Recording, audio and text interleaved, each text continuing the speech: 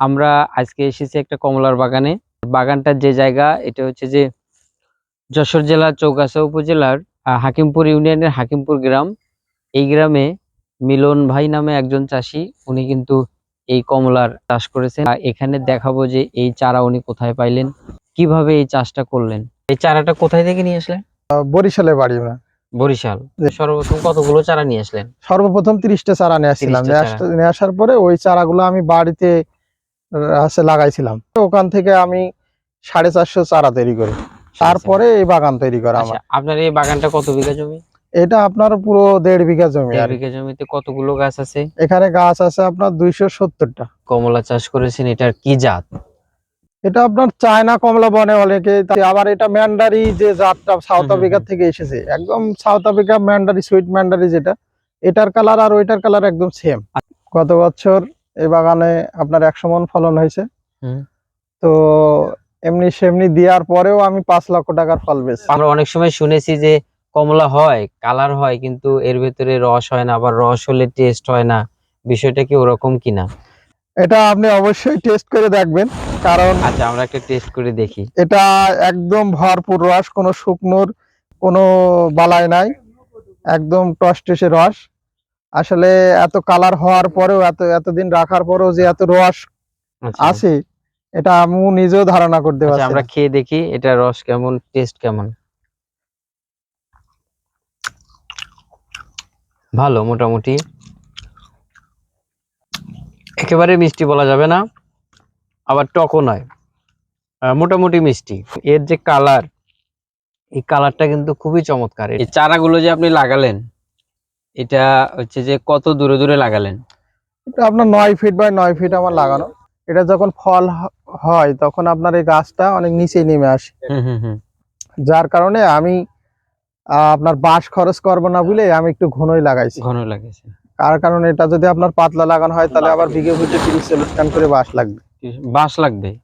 বাঁশ কেন লাগবে? বাঁশ লাগবে এটা ফলের চাপে, এই যে আপনার নিচে মুখ যেরকম চলে আসছে না, এটার কারণেই বাঁশ লাগবে। কারণ এটা মাটিতে, এটা নিচে আসছে, এটা মাটিতে লাগলে এটা পচে যাবে। মাটিতে লাগলে পচে যাবে, এজন্য বাঁশ দিতে হবে। এটা বাঁশ দিতে হবে। এইজন্য আমি খুব ঘন করে লাগাইছি, যাতে একটা ডালের ভিতরে আর একটা ডাল অবস্থান করে এবং ফল যাতে নষ্ট না হয় নিচে।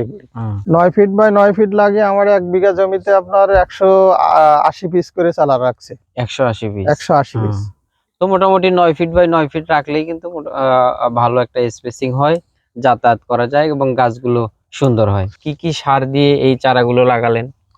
আমি জৈব সার, গোবর সার এগুলোই বেশি ব্যবহার করছি। কমলা চাষে আপনার বেশি রাসায়নিক সার খাটে না।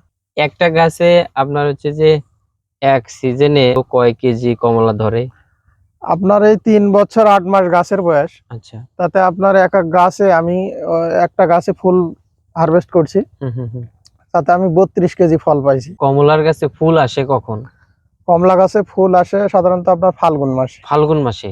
তার মানে এটা হচ্ছে অগ্রহায়ণ মাস। অগ্রহায়ণ মাস, পৌষ, মাঘ, ফাল্গুন, আরো 3 মাস পরে। মানে এটা সংগ্রহ করার পরে আরো 3 মাস পরে আপনার এখানে ফুল আসবে। আচ্ছা, ফুল আসা থেকে শুরু করে এই যে কমলা পাকা পর্যন্ত এটা কতদিন লাগে? এটা আপনার 9 মাস লেগে যায়। কোনো উদ্যোক্তা যদি আপনার এই বাগান দেখে সে যদি এটা চাষ করতে চায়, এই কমলার জাতটা চাষ করতে চায়, তাহলে আপনার কাছে চারা পাবে কিনা, অথবা সে কিভাবে চাষ করবে? আমি নিজে যা চাষ করছি ম্যাক্সিমাম নিজের চারা নিজেই তৈরি করছি। আমি বেশ কিছু ওই বুনো চারা যেটা বলে বীজ চারা, এগুলো সংগ্রহ করছি বিভিন্ন জায়গা থেকে। বীজ চারা? ওটা কিসের চারা? ওটা আপনার বাতাবি লেবুর চারা। আচ্ছা, চারা তৈরি। তো ওই চারা নিয়ে এসে আমি এর আগেও 20,000 চারা তৈরি করছিলাম, সেটা বিক্রি হয়ে গেছে। আবার নতুন করে 30,000 চারা আমি তৈরি করতেছেন। আপনি যে চারা তৈরি করেন, বলেছেন যে বাতাবি লেবুর বুনো চারা সংগ্রহ করেন, এবং হচ্ছে যে আপনার এই চায়না কমলার গাছ থেকে ডাল কেটে সেটার সাথে গ্রাফটিং তৈরি করেন। তো আমাদের একটু দেখান যে কি ধরনের ডাল থেকে আপনি ওই ডালটা সংগ্রহ করেন। এই যে আপনার এই ধরনের কস থেকে আমরা হচ্ছে ছায়াম তৈরি করি। এখানে আপনার 3 গিরে করে রাখা হয়। কোনটা 3 গিরে? এই যে 1, 2, এটা 3টে। এরকম এখান থেকে একটা, দুটো, তিনটে, তিনটা এই যে এইভাবে তৈরি করা হয়। আচ্ছা আচ্ছা, কাটেন কাটেন দেখি। এটা একটা সায়ন, এটা একটা ছায়া হবে। ও এখানে দুটো। যে এটা দুটো হবে। এই যে আচ্ছা, এটা একটা সায়ন। এটা- কতগুলো চারা বিক্রি করেছেন এ পর্যন্ত?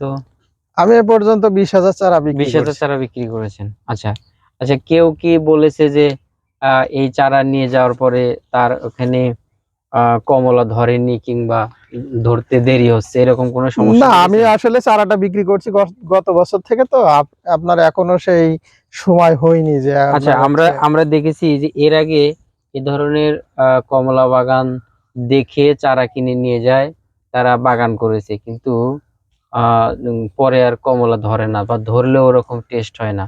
আপনি যে এই যে চারা তৈরি করে এই চারাটা দিচ্ছেন, তাদের প্রতি আপনার কি পরামর্শ, যে কি কি পদ্ধতি মানলে আপনার মতোই এরকম করে বাগান কমলা ধরবে এবং সে কমলাগুলো মিষ্টি হবে? এখন এই চায়না কমলারই অনেক রকম জাত আছে। জি। আসলে এই জাতটাই আপনার সব থেকে ভালো। ভালো। আর অন্যান্য জাত আছে যেগুলোর ভিতরে রস থাকে না, কালার ফুলফিল হয় না, হুম হুম হুম বা ওর ভিতরে চালের ভিতরে শক্ত শক্ত হয়। হুম হুম হুম। হ্যাঁ, তো এই জাতটা আপনার হচ্ছে একদম পরিপূর্ণ রস থাকে, এবং আপনার সামনে ফাল্গুন মাস পর্যন্ত এটা গাছে রাখা যায়। এই বাগান করতে যে আপনার এই গাছে কোনো রোগবালাই বা পোকামাকড়ের আক্রমণ হয় কিনা? লেবু গাছে সাধারণত একটা রোগ বেশি দেখা যায়, সেটা হচ্ছে আপনার গুড়া ফেটে আপনার আটা বের হয়। হুম। কৃষি অফিসার আমাদের ফিল্ড পর্যায়ে যিনি আছেন, হুম হুম হুম ওনার কাছে পরামর্শ নিয়েছি। উনি বলেছেন যে চুন তুইতে ব্যবহার করা যাবে। হুম। তো এইগুলো ব্যবহার করার পরে দেখি যে আপনার সেগুলো সে সমস্যা থেকে দূর হয়েছে। আপনার যে 1.5 বিঘার বাগান, এখান থেকে এবছর যতগুলো কমলা ধরেছে, আপনার কি মনে হয় বিক্রি করে কেমন টাকা আয় হতে পারে? আপনার এখান থেকে আমার এবছর আশা যে 10 লাখ টাকা পার হয়ে যাবে। 10 লাখ টাকা মানে অনেক টাকা এই কমলার বাগান করে। এভাবে গত বছর আপনি কত বিক্রি করছিলেন?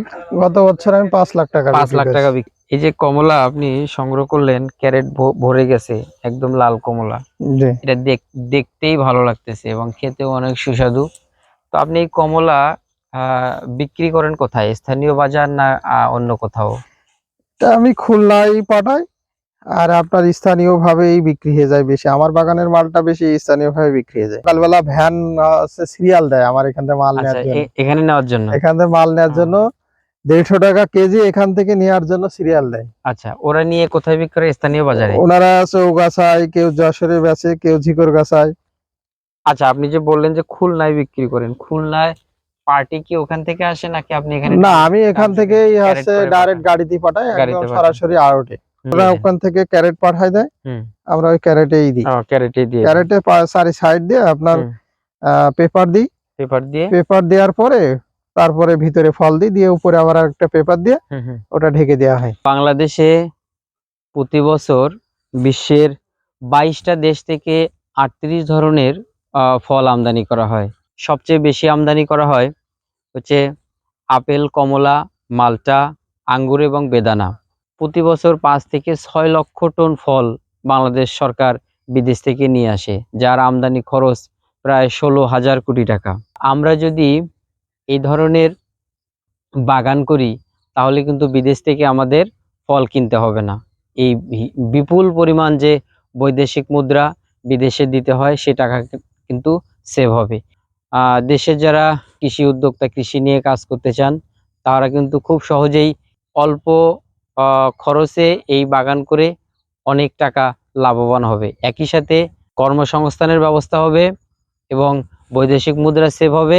কমলার চাহিদা মিটিয়ে এই কমলা কিন্তু আমরা বিদেশে বিক্রি করে বৈদেশিক মুদ্রা আয় করতে পারি।